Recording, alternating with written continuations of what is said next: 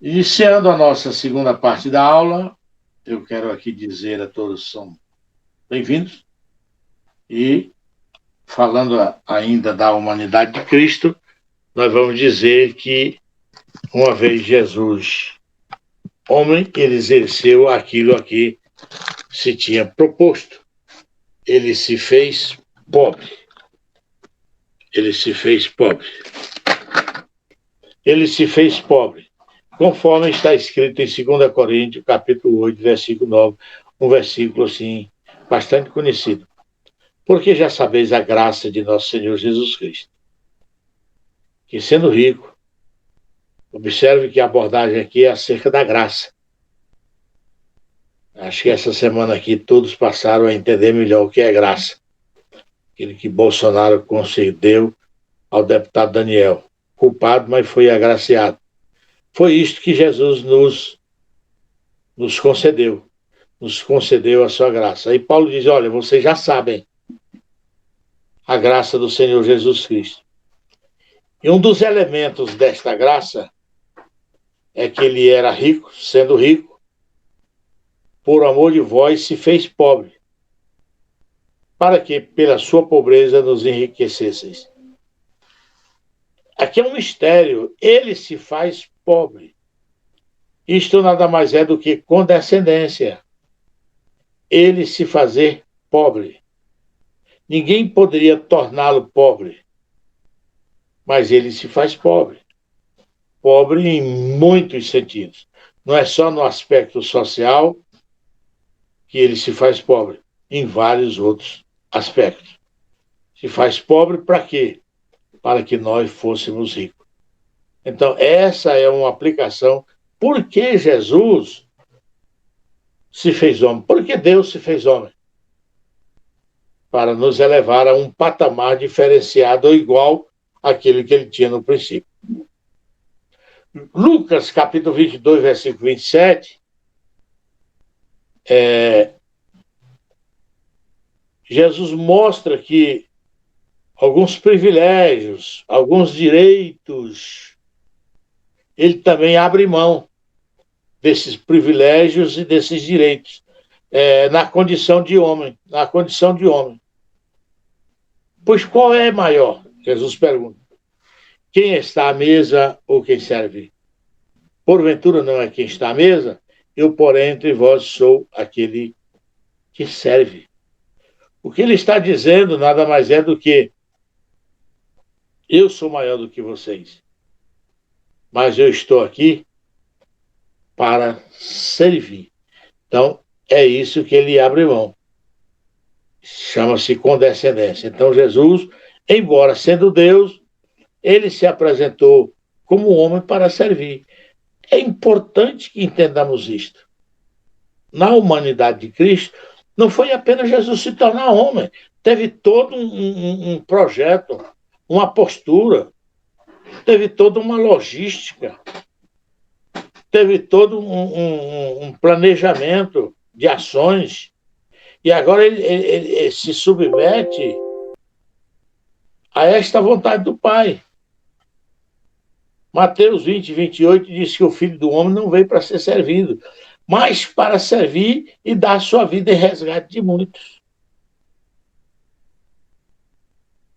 Ele não veio para ser servido. Não foi esse o projeto de Deus. Não foi essa a pedagogia de Deus. A economia de Deus, que envolve todo esse projeto de salvação, passou pelo fato de Jesus servir. Então ele veio não para ser servido, como faziam os reis, mas ele veio para servir. Mas com um objetivo. Ele não veio apenas para servir. Não adianta você ir encontrar um pobre e dar uma cesta básica para ele. Infelizmente, algumas igrejas estão enveredadas por esse caminho. Vai lá, escolhe um pobre. Estou criticando nenhuma ação social. Estou criticando algumas ações em que não existem outras, não existe um outro sentido. uma outra situação por trás. Dar cesta básica aos pobres é fundamental. Mas objetivando o quê? Só encher barriga? Não. Então o Filho do Homem não veio para ser servido. Ele veio para servir. Ele veio para dar vida. É resgate de muitos. Nesse serviço dele, ele estava dando a vida em resgate de muitos. Foi aí que entra aí o versículo de Filipenses 2:8. É um esvaziar, aquilo ali é um esvaziar. Eu escrevo aí, esse esvaziar importava não somente em restrição voluntária dos seus atributos e privilégios, mas também na aceitação. Ele esvazia-se e aceita. Não é um esvaziamento que ele depois vai, em função desse esvaziamento, ele vai se queixar. Ele esvazia-se e aceita esse sofrimento. Esta incompreensão, esses maus tratos, o ódio, finalmente, a morte e a maldição na cruz. Ele esvazia-se e não desenvolve nenhum sentimento nesse sentido.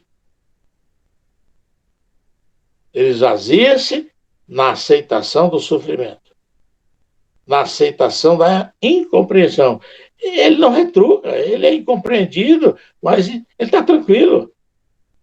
Os maus tratos. Ele esvaziou-se por aceitar isso aí, o ódio, a morte. Ele aceita a morte. Ele aceita ser morto numa madeira.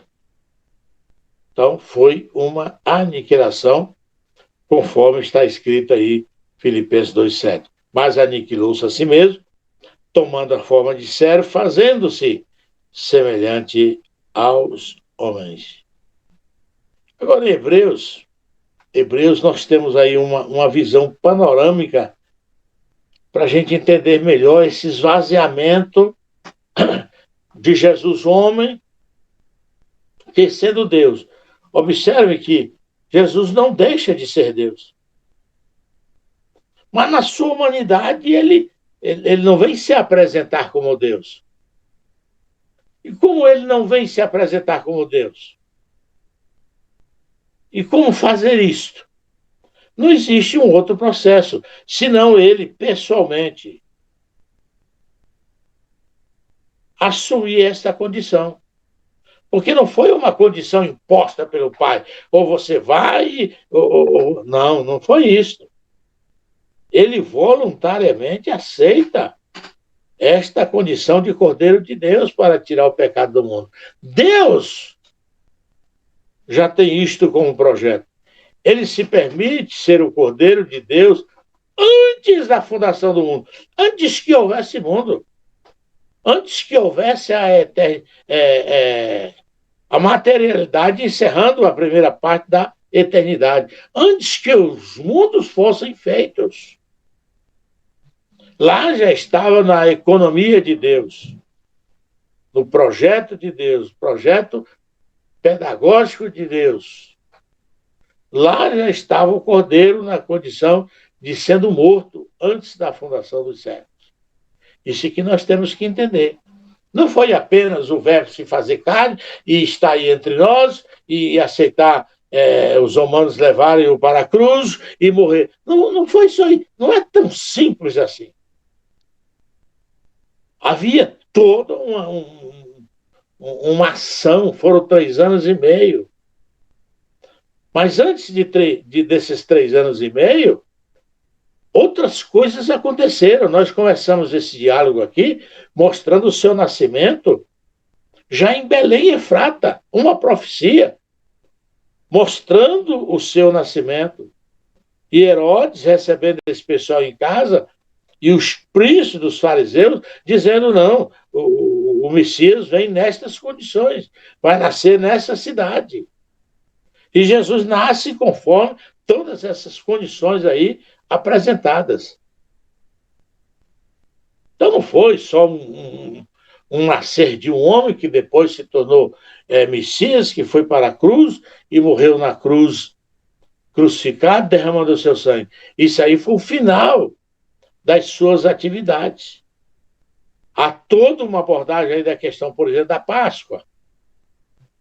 430 anos depois de Israel passando pelo Egito, passando pelo cativeiro, 430 anos depois, aí Deus interfere no mundo, interfere na raça humana, no Egito, e tira o seu povo, mas ao tirar esse povo, ele, com o primeiro dia do ano de Israel religioso, primeiro ano do ano religioso, primeiro dia de Israel do ano religioso, começa no mês de Abib, depois foi mudado para Nissan, e exatamente na Páscoa, essa Páscoa simbolizaria o quê?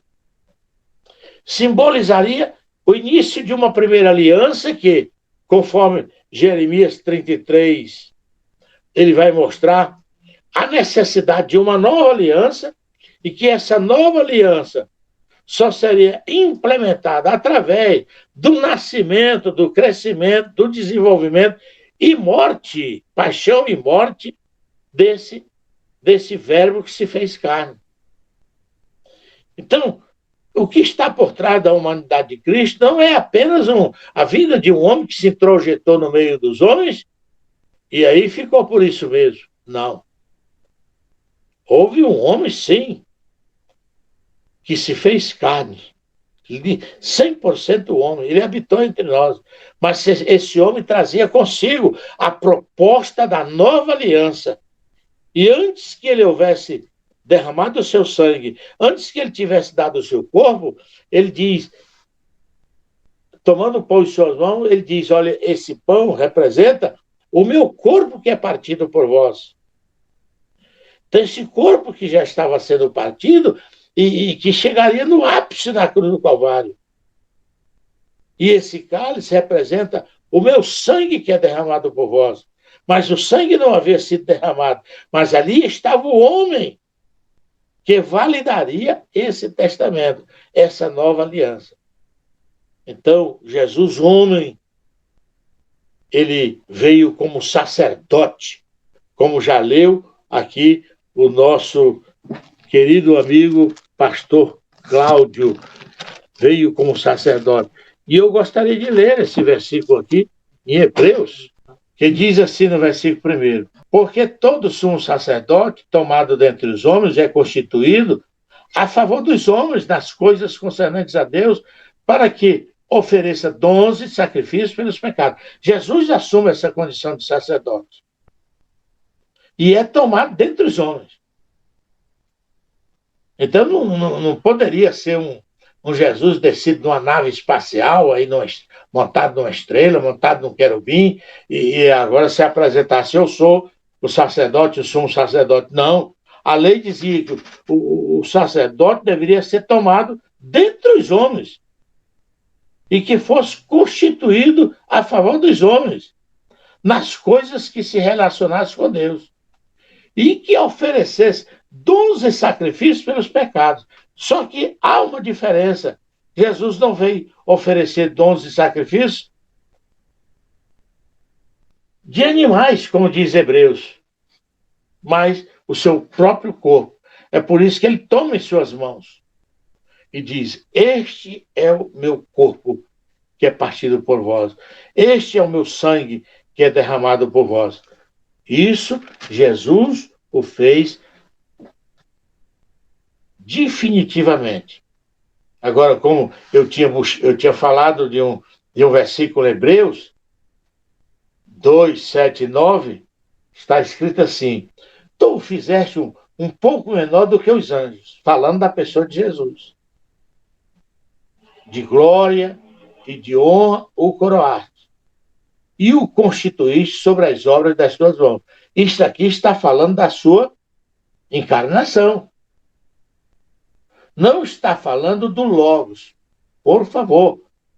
Isso aqui não está falando do Logos, que Deus na eternidade faz o seu filho menor do que os anjos. Desde quando Jesus foi menor do que os anjos? Nunca. Mas na condição de homem, sim. Todas as coisas lhe sujeitaste debaixo dos pés. Isso aqui são coisas que o escritor de Hebreus revela, está revelando para nós. Ora, visto que ele sujeitou todas as coisas, nada deixou que ele não lhe esteja sujeito. Então, Jesus feito menor do que os anjos, mas as coisas estão sujeitas a ele, menos aquele que lhe sujeitou, que é a pessoa de Deus. Mas ele diz, agora nós não vemos isto nessas condições. Vemos, porém, vemos que todas as coisas lhe estejam sujeitas. Vemos, porém, coroado de glória e de honra aquele Jesus que fora feito um pouco menor do que os anjos, por causa da paixão morte, para que, pela graça de Deus, provasse a morte por todos. Então, aqui está o mistério. Aqui está o mistério. Jesus, humanamente, torna-se menor do que os anjos em função daquilo que ele haveria de passar, a sua paixão e morte. Porque não dá para levar um anjo à cruz e crucificá-lo. Não dá. Mas Jesus aceitou esta condição de ser humano. Mas por que razão? Para que Deus, pela sua graça, olha, para que, pela graça de Deus, provasse a morte por todos. Ou seja, por intermédio da graça de Deus, que vem para favorecer o homem, ele viesse provar a morte a todos os homens. Agora, Hebreus 4, 14, versículo 15. Visto que temos um grande sumo sacerdote, Jesus, Filho de Deus, que penetrou nos céus, retenhamos firmemente a nossa confissão, porque não temos um sumo sacerdote que não possa compadecer-se das nossas fraquezas, porém um que, como nós, em tudo foi tentado sem pecado. Está aí, é repetido em capítulo 5, versículo 2, quando o escritor dos Hebreus diz, e possa compadecer-se tenazmente, ternamente, com muito carinho, dos ignorantes e errados, pois também ele mesmo está rodeado de fraqueza. Rodeado de fraqueza é uma coisa, e ser fraco para pecar é outra. E por esta causa deve ele, tanto pelo povo como também por si mesmo, fazer oferta pelos pecados, falando do sacerdote. E ninguém toma para si esta honra, senão aquele que foi chamado por Deus. Agora, falando de Cristo, assim também Cristo não se glorificou a si mesmo para se fazer sumo sacerdote, mas glorificou aquele que ele disse, tu és meu filho, hoje te gerei. Então, quando Jesus foi gerado na condição de homem, é aqui que ele é gerado, na condição de homem, para ser sumo sacerdote em favor dos homens. É aqui mesmo. Ele veio, ele é apresentado como sumo sacerdote, ele nasce com esse objetivo, ele se apresenta em seu ministério como sumo sacerdote. E ele foi rei também. E ele foi sumo sacerdote, e ele foi rei, e ele foi profeta na sua vida. Ele exerceu 3 ministérios enquanto homem, feito semelhante aos homens, mas usado poderosamente com esses atributos. Aí nós encerramos aqui fazendo a seguinte pergunta. Como é que Deus se sujeita ao processo de nascimento e crescimento humano sem deixar de ser Deus? Agora nós temos essa resposta. Como foi que Deus se sujeitou ao nascimento humano sem deixar de ser Deus? Primeira coisa, ele não veio pela semente do homem. Primeiro ponto a ser elencado aqui é, ele não veio no seu processo de nascimento, ele não veio pela semente do homem. Ele nasce no ventre de Maria sem a interferência do homem. É o Espírito de Deus que vem sobre Maria e a sua sombra gera no ventre de Maria, sem nenhuma interferência. Mas Maria não tinha pecado, não tinha natureza pecaminosa? Claro que tinha, mas o Espírito interfere nessa produção da alma do Logos em Maria, nessa produção do corpo humano, do ser total de Jesus, no ventre de Maria, impedindo que ele fosse contaminado pelo pecado adâmico. Então, como é que Deus se sujeita ao processo de nascimento e crescimento humano sem deixar de ser Deus? Lembre-se que em nenhum momento o Verbo deixou de ser Verbo. Nesse processo de nascimento, ele também se fez carne. Ele não deixa a sua divindade para trás. Ele se faz carne sem perder a sua divindade. Ele se torna homem sem deixar de ser Deus. Então, foi desse jeito que Deus se deixou nascer, crescer, e debaixo da obediência e do comando do Espírito Santo. Deus cresce, a pessoa de Jesus. Em que sentido? No sentido de homem. Se Deus é eterno, alguém pode dizer, então Deus não pode crescer, que ele já é completo. Mas nós estamos falando da pessoa de Jesus. Do ser Deus em si, não há crescimento, não há desenvolvimento, nada disso há. Por quê?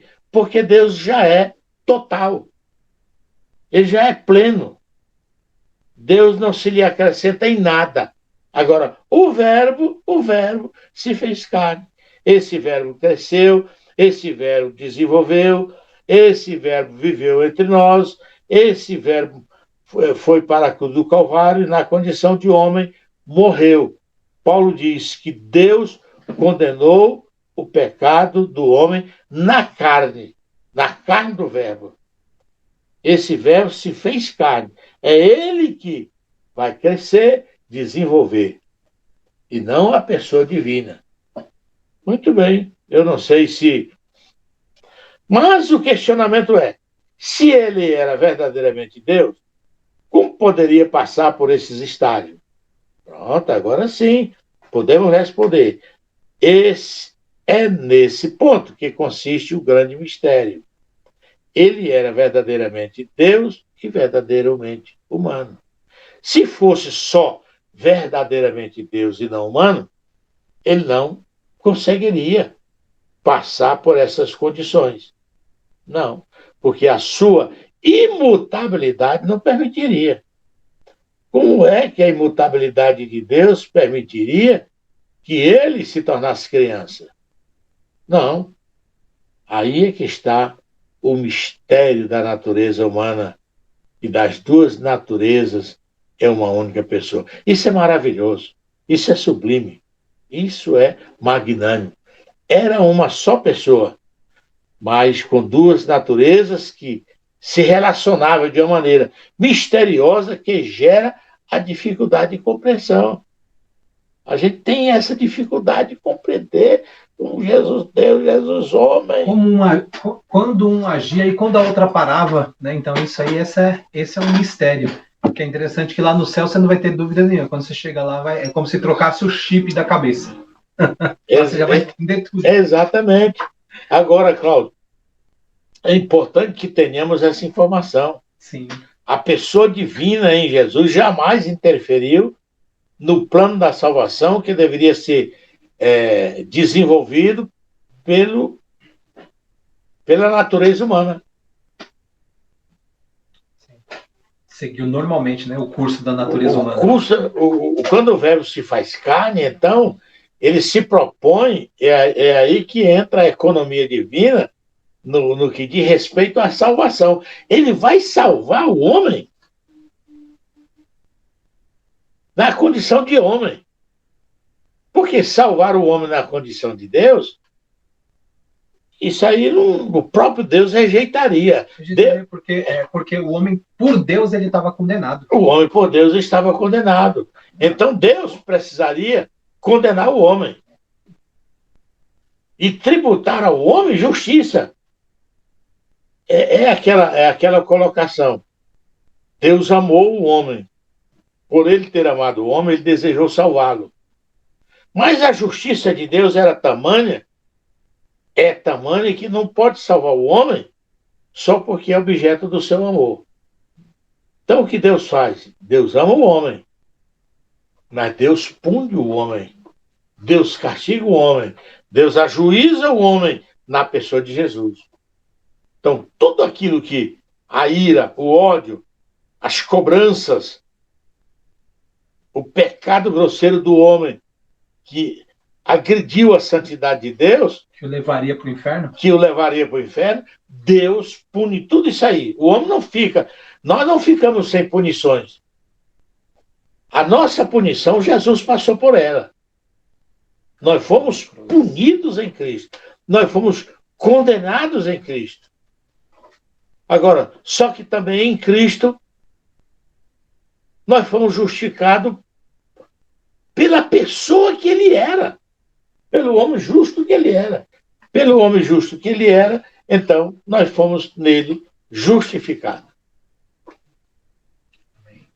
Poderemos aqui, finalizando, dizer o seguinte: ele é um, através do qual, mesmo permanecendo distintas as duas naturezas, essas duas naturezas coexistem de tal modo a constituir uma só pessoa. Isto é, as duas naturezas são ambas o mesmo Jesus e, portanto, uma só pessoa. Não eram dois Jesus, não eram duas naturezas. Esse é um dos mistérios da encarnação, que nós não conseguimos decifrar nem elucidar na sua totalidade. Que ele era verdadeiramente Deus e nunca deixou de ser, mas era também verdadeiramente homem. Esse é um dos mistérios da teologia cristã que nós não conseguimos desatar. Então, Cláudio, tudo que a gente fala não deixa de ser superficial. Por mais que queiramos adentrar no profundo, este profundo vai se dar passo a passo, gradativamente, à medida que você investiga, à medida que você ora, à medida que você busca a Deus, à medida que o Espírito de Deus vai te iluminando nessa compreensão. E muito cuidado para não adentrarmos nas heresias aí que existiu aí no princípio da igreja. Então, que Deus abençoe, que Deus guarde cada um de vós, e na próxima semana, se Deus quiser, falaremos acerca da divindade de Cristo.